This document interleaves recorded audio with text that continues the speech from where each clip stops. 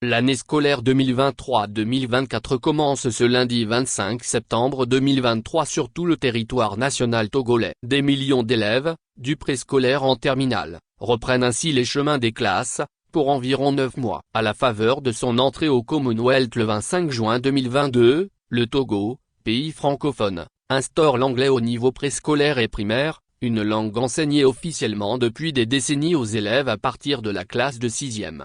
Dans une interview accordée ce dimanche, veille de la rentrée à la télévision nationale, TVT, le ministre des Enseignements primaires, secondaires et techniques a donné des précisions à ce propos.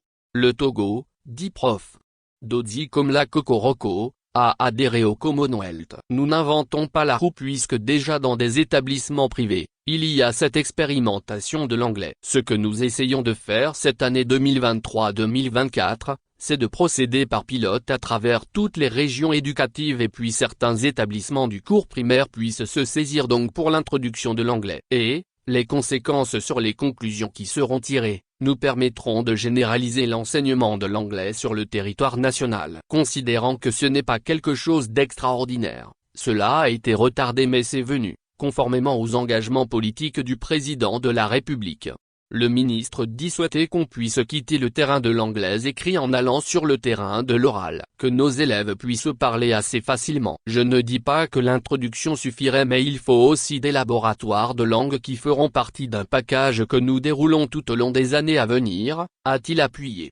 Cette introduction de l'anglais dans les curricula fait partie d'un certain nombre de réformes engagées par ce ministre. Ce que tout le monde peut remarquer, c'est que les réformes en question n'accordent aucun intérêt aux langues dites locales. Il est vrai que l'anglais est une langue de renommée internationale, qui plus est une langue qui s'impose aujourd'hui comme première langue de discussion partout où besoin est. Il n'est pas non moins vrai que le Togo, avant d'être un pays francophone et anglophone, est culturellement attaché à des langues. Certaines de ces dernières, Ewo et Kabi, sont enseignées comme des langues facultatives dans les établissements scolaires. Tout est une question de points. Les élèves qui s'adonnent à ces langues, ont besoin de glaner quelques points pour faciliter la réussite aux examens. L'autre remarque, c'est que cette situation où on fait des langues étrangères, des langues officielles et des langues dites locales, des langues non vivantes, n'est pas seulement une affaire du Togo. Partout en Afrique, c'est ce qui se fait depuis des lustres. Nos États, même indépendants, sous réserve de quelques-uns notamment le Rwanda qui attache de l'importance à son Kinyarwanda, ne sont pas encore parvenus à inscrire des langues locales au rang de langues officielles dans lesquelles on étudie toutes les disciplines. Une bonne vingtaine d'États africains sont membres du Commonwealth. On peut citer l'Afrique du Sud, le Botswana, le Cameroun, l'Eswatini, la Gambie, le Ghana, le Kenya, le Lesotho, le Malawi, Maurice, la Mozambique, la Namibie, le Nigeria, l'Ouganda, le Rwanda, la Sierra Leone, la Tanzanie, la Zambie etc. À ces anciens, il faut ajouter des nouveaux pays comme le Togo et le Gabon. Qu'ont fait nos langues pour mériter cette relégation au dernier plan? Cette situation appelle une question: quelle faute les langues dites locales ont commises en Afrique noire pour qu'elles soient confinées au dernier rang? Le phénomène est très inquiétant quand on sait que ces langues dites locales sont en voie de disparition. La preuve, c'est qu'actuellement, même à la maison, les enfants conversent avec leurs parents en français ou en anglais. Beaucoup de jeunes Africains n'ont jamais franchi une frontière mais, ils parlent les langues étrangères comme ces étrangers eux-mêmes.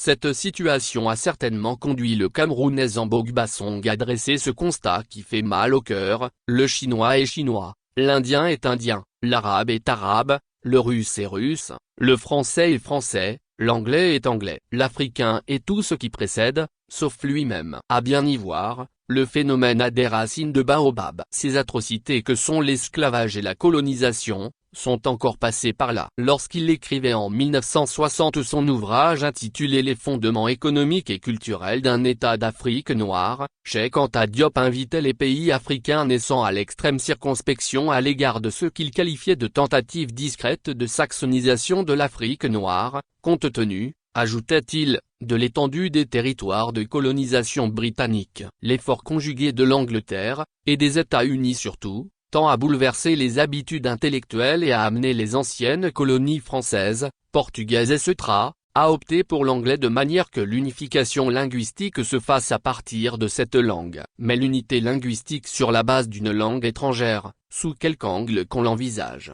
est un avortement culturel. Elle consacrerait irrémédiablement la mort de la culture nationale authentique, la fin de notre vie spirituelle et intellectuelle profonde, pour nous réduire au rôle d'éternels pasticheurs ayant manqué leur mission historique en ce monde, écrit-il.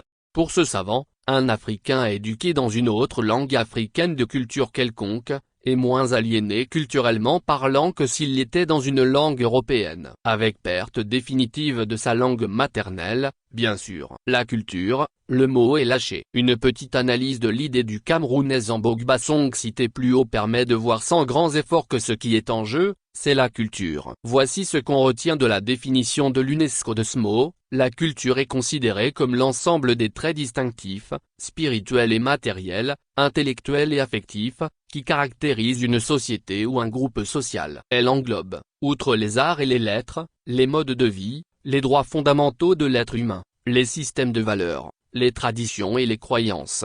Ce qu'on remarque, c'est que les autres, notamment les Chinois, les Indiens, les Arabes, les Russes et même les Français et les Anglais, accordent une place de choix à leur culture. On sait les reconnaître. Alors, la question est de savoir pourquoi les Africains, même indépendants, aiment tant à se voir à travers les autres. C'est un fait incontestable, la langue est l'instrument de la culture. Toute culture se transmet à travers elle. Autrement, qui parle anglais, français, kabylie ou wolof, est intrinsèquement lié à la culture que dégagent ces langues. L'influence de la langue est si importante que les différentes métropoles européennes pensent qu'elles peuvent sans grand dommage se retirer politiquement de l'Afrique d'une façon apparente, en y restant d'une façon réelle dans le domaine économique, spirituel et culturel. La capitulation culturelle est un fait acquis, compte tenu de notre ignorance des problèmes vitaux qui n'épargnent même pas certains responsables politiques, lâche encore le Sénégalais Diop.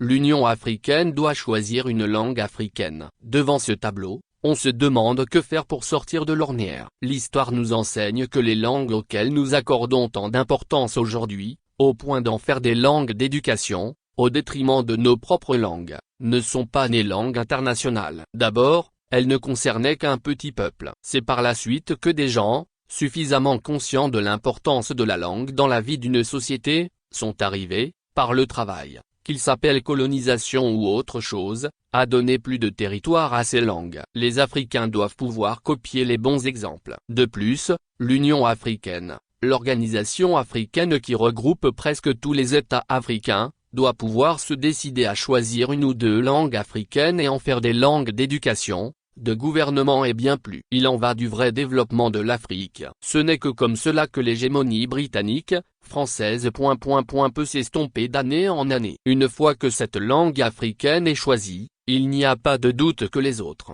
qu'ils s'appellent français, anglais, indien, chinois, russe, arabe et seront obligés d'apprendre cette langue dans leur cadre respectif, pour venir faire affaire en Afrique. Ils ont d'ailleurs intérêt parce que plus personne n'ignore l'intérêt que tout ce beau monde accorde à l'Afrique et ses richesses.